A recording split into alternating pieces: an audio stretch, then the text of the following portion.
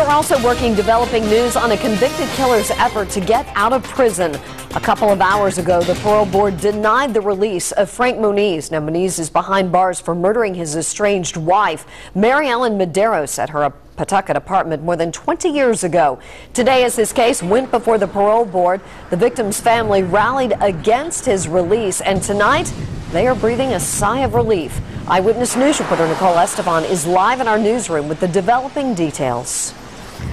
Well, that's exactly the family. I just spoke with the sister a few moments ago. She tells us they are, in fact, relieved. The board considered several factors before making their decision, including the seriousness of this crime, as well as letters of opposition from both the family and the Attorney General's office.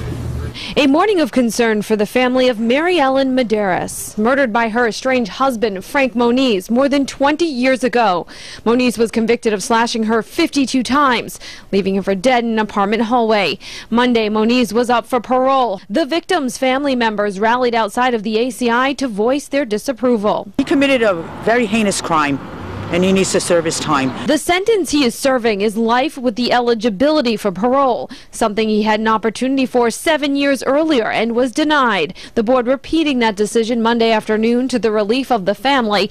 We spoke with the victim's sister by phone right after the decision. She tells us, quote, "The family is extremely excited and so pleased the board listened to us. We broke the silence not only for Maryellen, but for all women who are victims of domestic violence who are afraid to speak out." We spoke with the parole board chairperson this afternoon. He said they considered several factors and released the following statement to Eyewitness News in regard to granting Moniz parole. Quote, "It would greatly undermine respect to the law and trivialize the tragic loss of life he caused."